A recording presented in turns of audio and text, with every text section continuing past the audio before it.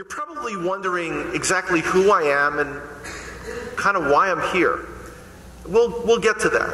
What's more important, however, is who you are and why you are here. Now, I'm no genius, but I know who you are. You're my brothers and sisters. We collectively are from the Bnei Yisrael, the children of Israel. One people split into two nations, and then more than 3/4 of us torn apart by the Assyrian exile, scattered throughout the world, forced as part of punishment, this is really emotional, to forget their identity. Now, I don't want anyone here to start feeling bad about having missed this family reunion of all times. It hasn't happened yet. It's beginning to happen now. And guess what? You're all invited.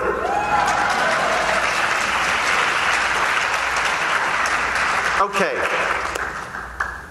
Ken mentioned theology. I need to make something very clear to everyone, please.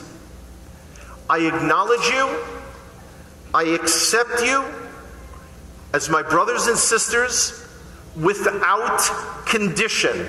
No caveats, no asterisks, no but, no comma, no however, no semicolon.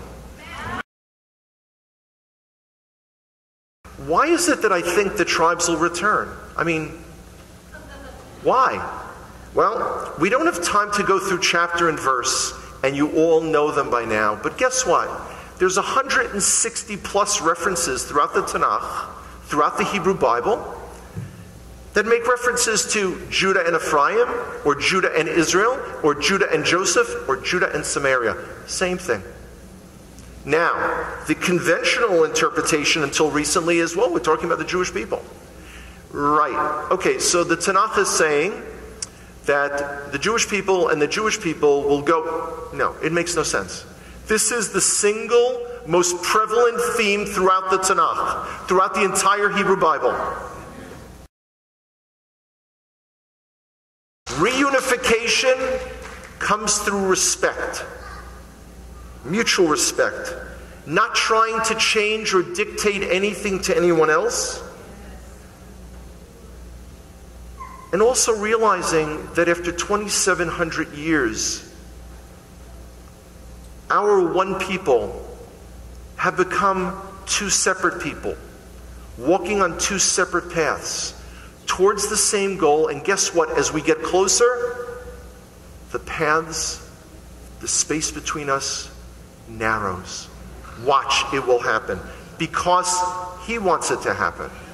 That's the only reason. And the last part, and this for me is like the most emotional part of the whole Torah. It's the story of Joseph. And we all know, and he's playing his games, he's teasing his brothers, and then he reaches a point where the pent-up emotions are so, he can't control himself. And he sends the Egyptians out of the room.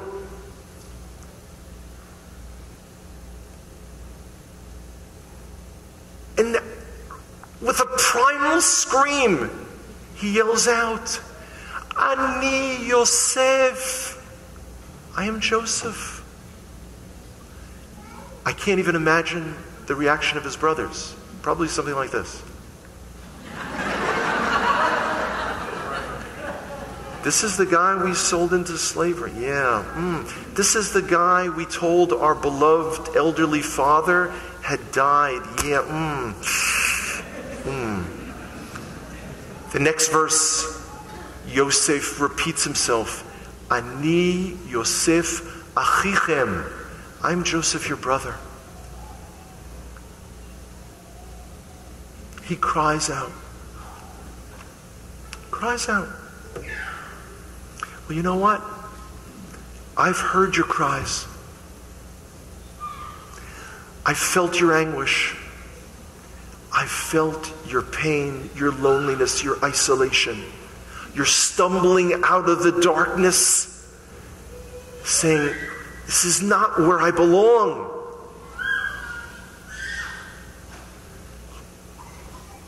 I know you're Joseph. And that's why I've come back for you. And that's why, with God's help, I'll continue to come back for you.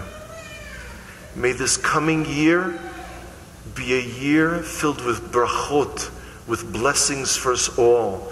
May it bring us closer to unity. May we actually learn to actualize the love we speak in our actions.